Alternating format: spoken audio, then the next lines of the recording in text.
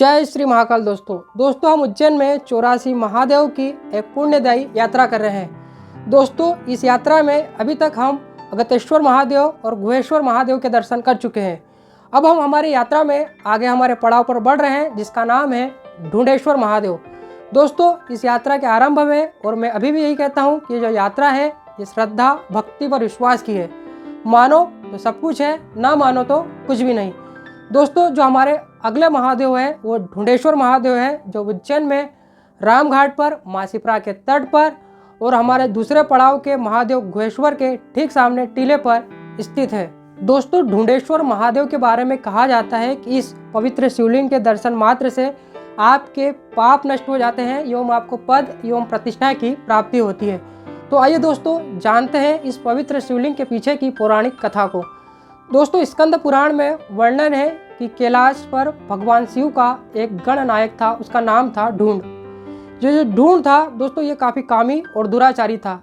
एक बार ये चोरी छुपके इंद्र के स्वर्ग लोक पहुंच गया और वहां पर नृत्य करती हुई इसकी अप्सरा रंभा को देखने लगा। दोस्तों काम के भावना में आसक्त होकर ये रंभा पर एक फूलों की माला फेंक देता है। यह देखकर इंद्र काफ़ी क्रोधित होते हैं और ढूंढ को श्राप दे देते हैं।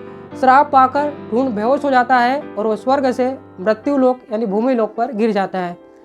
दोस्तों जब ढूंढ को होश आता है तो उसे अपने कर्म पर काफ़ी पछतावा होता है और दुखी होता है। वो इस श्राप से मुक्ति पाने के लिए पर्वत, कई नदियों के किनारे जाता है, कई तीर्थ स्थलों पर जाता है और अपने श्राप से मुक्ति का उपाय ढूंढता है। लेकिन उसका इतने करने के बावजूद भी उसे इस श्राप से मुक्ति नहीं मिलती। अंत में ढूंढ जो होता है वो निराश हताश होकर धर्म कर्म छोड़ने की सोचता है। तब दोस्तों भविष्यवाणी होती है और ढूंढ का मार्गदर्शन होता है। भविष्यवाणी में ढूंढ को बताया जाता है कि आप महाकाल बन जाइए, वहाँ एक पवित्र शिवलिंग है रामघाट और मासीपुरा के तट पर।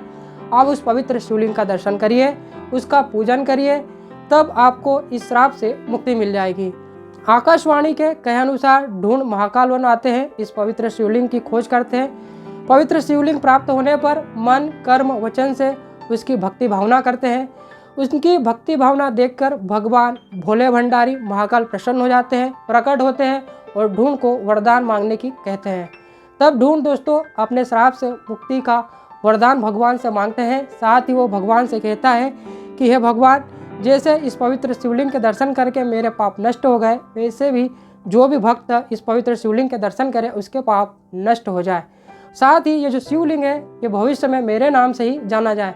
तब भगवान महाकाल उस ढूंढ को सारे वरदान देते हैं और यह पवित्र शिवलिंग है आज भी उस ढूंढ गणनायक के नाम पर ढूंढेश्वर महादेव के नाम से जाना जाता है। दोस्तों माना जाता है कि इस पवित्र महादेव के दर्शन करने से आपके पाप नष्ट हो जाते हैं और आपको पद एवं प्रतिष्ठा की प्राप्ति होती है। तो दोस्तों ये हमारा तीसरा पड़ाव था ढूंढेश्वर महादेव। अब हम हमारे इस यात्रा में चौथे महादेव की ओर बढ़ेंगे। दोस्तों यदि आप इस यात्रा से जुड़ना चाहते हैं तो आप हमारे चैनल को सब्सक्राइब कर लीजिए और इस यात्रा में पुण्य लाभ कमाइए। जय श्री महाकाल दोस्तों।